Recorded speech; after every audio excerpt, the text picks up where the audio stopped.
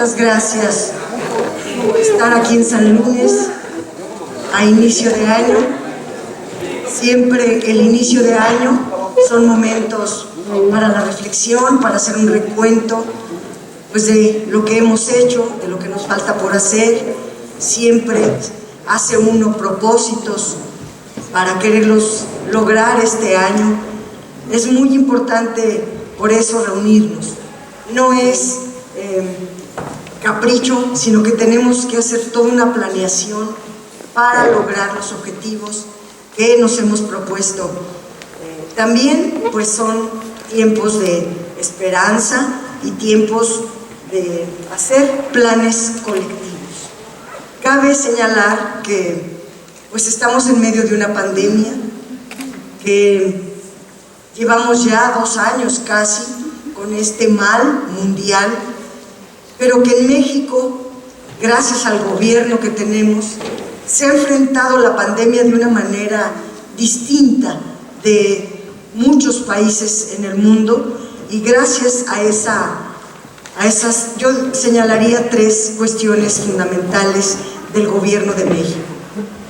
Primero, pues una política social extendida, universal, que llega a 23, 25 millones de hogares, lo cual significa que en plena pandemia, cuando a todo mundo se le cierran los ingresos, al menos los más pobres tienen un ingreso del gobierno. Está también una política económica que se anunciaba el día 1 de enero, se sube el salario. Ya estamos en una recuperación salarial muy importante, además de que pues se evitan las devaluaciones, se trata de lograr un control de precios y se tiene una política de estabilización fiscal, donde no aumentan los impuestos, no aumenta la deuda, y todo esto repercute también en ingresos para la familia. Estábamos acostumbrados en el neoliberalismo, por eso hay que subrayarlo una y otra vez, a que pues venían las devaluaciones, nunca nos aumentaban los salarios, siempre estaba la inflación a todo lo que da, las leyes de ingresos se aprobaban por ahí de la Navidad para que nadie se acordara, y aumentaban los impuestos, aumentaban la deuda, etc. Hoy todo eso quedó atrás y tenemos una política que permite que el peso se mantenga estable y tengamos una política de alivios económicos a la población. Y también pues se sigue construyendo un nuevo sistema de salud, o un sistema de salud completo como es el que debería de tener un país como México. Se tiene con qué, se tenía con qué, pero el presupuesto de salud fue recortado de una manera salvaje a lo largo de 30 años consecutivos, y los efectos era siempre intentar la privatización de la salud. Ahora se está recomponiendo todo eso, la salud ya se volvió un derecho, no solamente el derecho a la salud, sino también a las medicinas, aunque todo esto es paulatino, pronto, y eso es tenerlo en este sexenio, todos estos compromisos que hizo el presidente de la República. Y hay que señalarlo una y otra vez, que somos de los pocos países que tenemos vacunas, que el grueso de su población estamos vacunados, y eso solo se logra con un buen gobierno. No todos los países lamentablemente tienen vacunas, se sigue dando esa batalla para que haya un mayor equilibrio en la distribución, pero a veces pues todos prefieren a su población, como es lógico pensar. Aquí ya van para el refuerzo en una 3ª dosis con los adultos mayores. En fin, hablaba yo de las metas colectivas que debemos proponernos, y tenemos varios retos colectivos que plantear. Primero, en la Cuauhtémoc tenemos que reforzar nuestro compromiso con los vecinos, con las vecinas. Tenemos que seguir organizando, concientizando, combatiendo la impunidad de la alcaldesa. No importa que luego en la Fiscalía o en la Contraloría no nos estén haciendo caso, porque hemos entregado, por ejemplo, pruebas del nepotismo, pruebas del desvío de recursos, del uso de recursos públicos en partidos políticos, ahora más recientemente ese intercambio de despensas entre el PRD y el gobierno. Todo eso que es chueco, que está mal, lo hemos venido documentando y entregando a las autoridades. Sobre todo nuestras concejalas, nuestros concejales han venido haciendo esta denuncia constante y judicializando, porque así debe de ser, dar parte a las autoridades correspondientes, las que tienen la facultad de impedir la impunidad.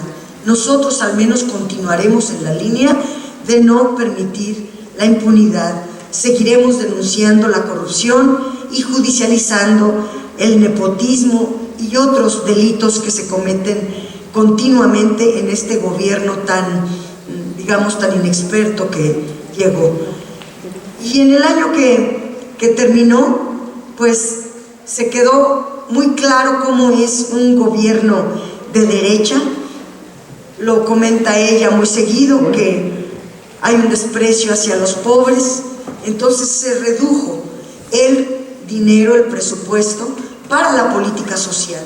Pero lo hemos comentado aquí, eso está prohibido por la Constitución. Los derechos son progresivos, no son regresivos.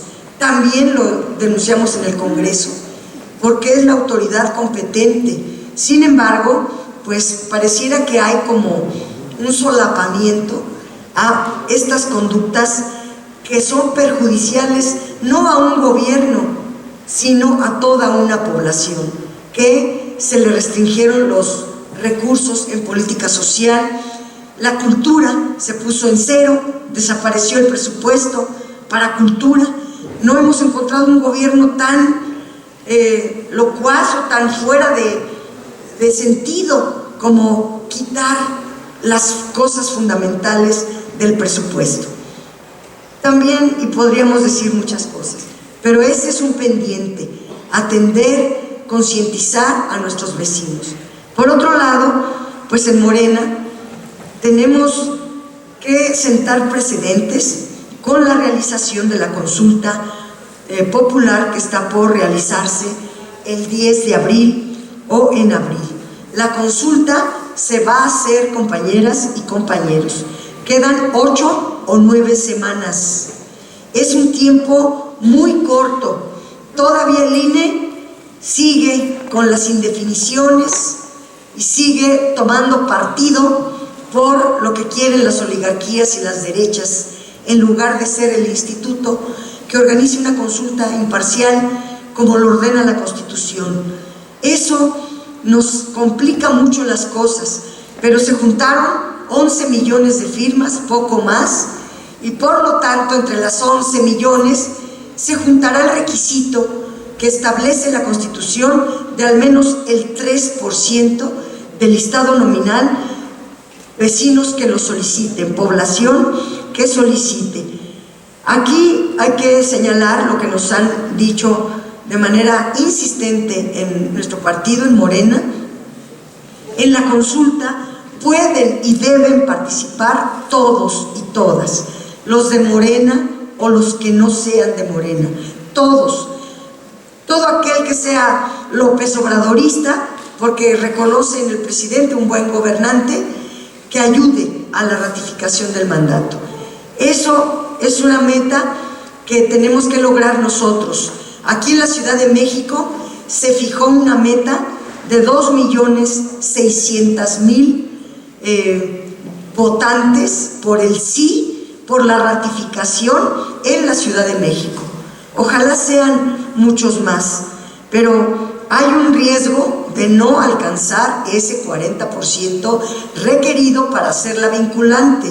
Y ya escucharon al presidente que aunque no se alcanzara el 40% y aunque no fuera vinculante, si la mayoría de los participantes dicen que no lo ratifican, él de todas maneras se va y no. Entonces, esa es una razón más para que nos apliquemos en esta tarea fundamental que es lograr que mucha gente participe de la consulta.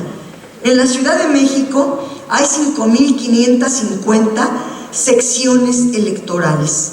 En cada sección electoral se pone un número de casillas, 2, 3, 4, hasta 8. En el caso de los centros, se ponen varias casillas en una sección electoral.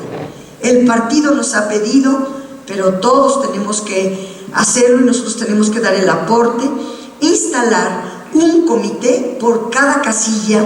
Ya Manuel hizo el otro día la lista de cuántas casillas se ponen por cada sección electoral. Nosotros tenemos que formar un comité por cada casilla. Aquí en Cuauhtémoc tenemos 389 secciones, pero son como 857 casillas. Entonces necesitamos 857 comités, y yo digo hay que hacer como 1000, por si alguno se desarticula, tengamos ahí un colchón para que ninguno nos falte. ¿Qué van a hacer estos comités el día de la consulta? Cuidar los votos, cuidar las casillas, contar, pero tenemos que hacerlo desde ahorita, porque el tiempo está pues ya encima y necesitamos cumplir, demostrar el día de la consulta que nosotros somos la primera fuerza política en esta alcaldía. Y solicitar, también les quisiera ahí subrayar, que les solicito de la manera más atenta que nos hagan llegar los domicilios que tenemos la presunción de que no vive la gente, pero votan. Es decir, donde el Registro Nacional de Electores dio de alta credenciales de elector sin vivir la gente ahí. No es que no queremos que voten, lo que no queremos es que se cometa un delito de seguir inflando padrones.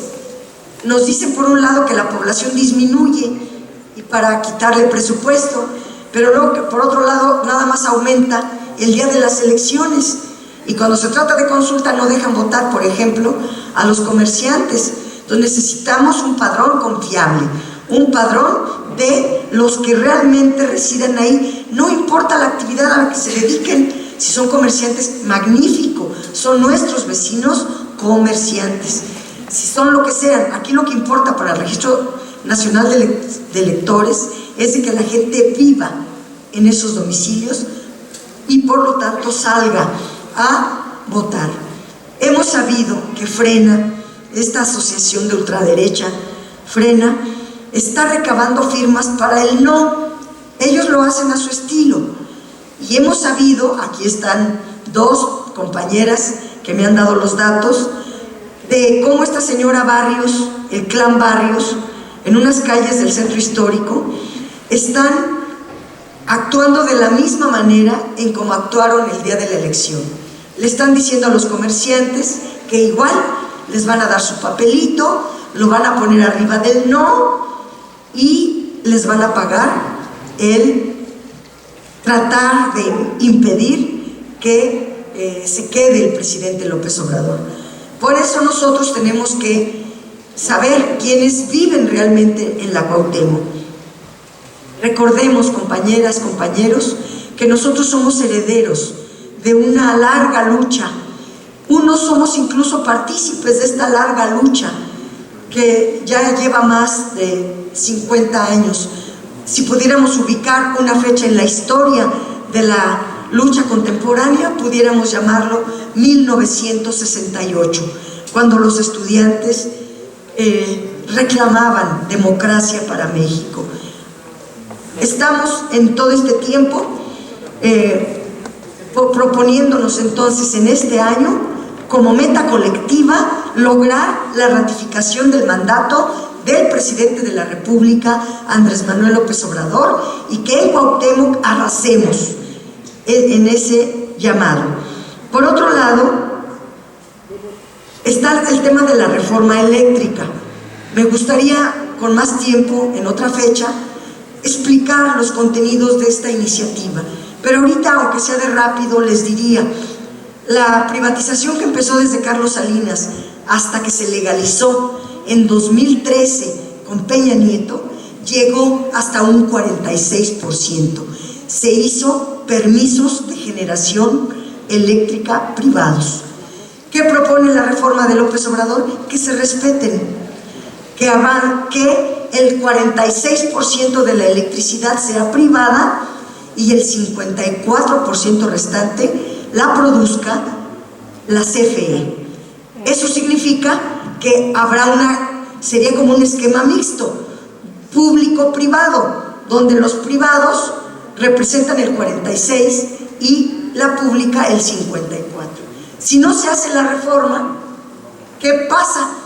Pues como emitieron permisos como volantes, entonces se continuaría la privatización, ya no el 46%, al rato sería el 49% y luego el 52%, así hasta que desaparezca la Comisión Federal de Electricidad. Y el día que la luz toda sea privada, pues vamos a estar como están en Europa o como en Estados Unidos o, en fin, en varias partes del mundo donde la luz es completamente privada. El presidente López Obrador propone 46% privada, porque hasta ahí llegaron, y 54% pública, detener la privatización. También propone cambiar el orden de despacho. Una planta generadora de electricidad, para poder llegar aquí, pasa por una red de transmisión. Entonces, de la planta generadora, para que entre a la red de transmisión, se llama despacho. Y los neoliberales, que se legalizó con Peña Nieto, establecieron un despacho que dice que primero entra la luz privada y luego la luz pública. Y cuando en 2020 vino la pandemia y se decretó el gran confinamiento, disminuyó la demanda, porque se cerró toda la industria, todo el comercio, todo. Vino el freno económico mundial y en México, como en el mundo, bajó la demanda de electricidad. ¿Qué pasó?